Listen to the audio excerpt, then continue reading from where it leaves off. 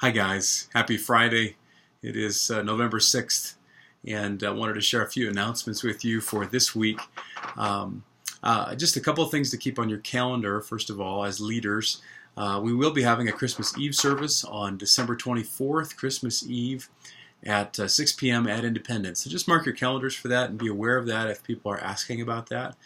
And then also, as leaders, we're going to have a leader appreciation party on December 20th. That's a Sunday, December 20th. And Nancy and Detlef have so graciously agreed to host it again, offered to host it. And we're so thankful for them doing that. And it'll be a really great time. Last year was a really, really great time.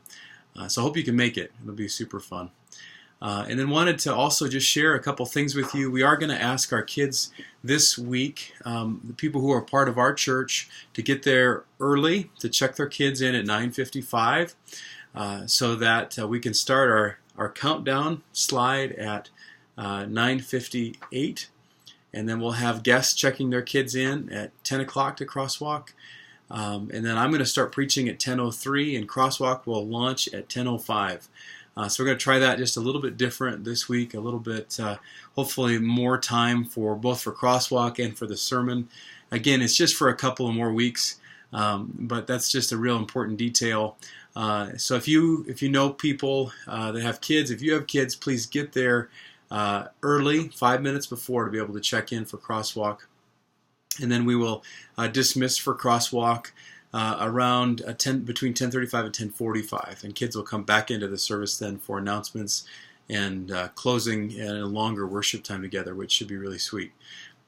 So that's just a couple more weeks of that schedule, and then we'll be back on more of a normal rhythm and liturgy as a church. And wanted to continue to ask for your prayer. Preaching at The Way, the church that I mentioned a couple weeks ago, went pretty well last week.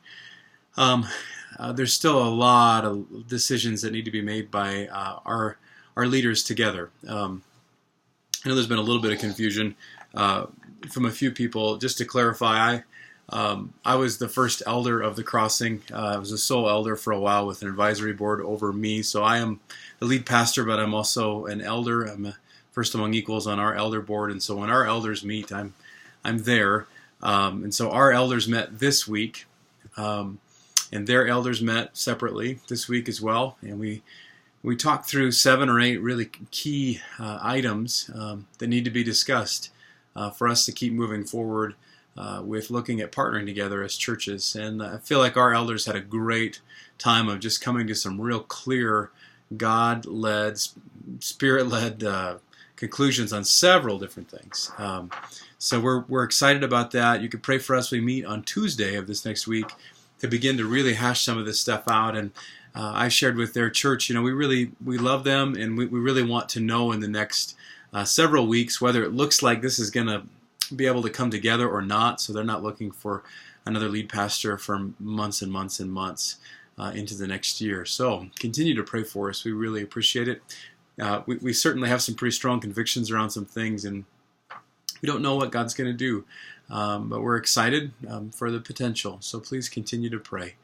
We love you guys so much. And please continue to get in touch with me or Ken or TJ if you have any other questions about that. God bless you guys. Looking forward to doing ministry together this weekend and having a chance to love on one another this weekend as well. Love you guys. Bye-bye.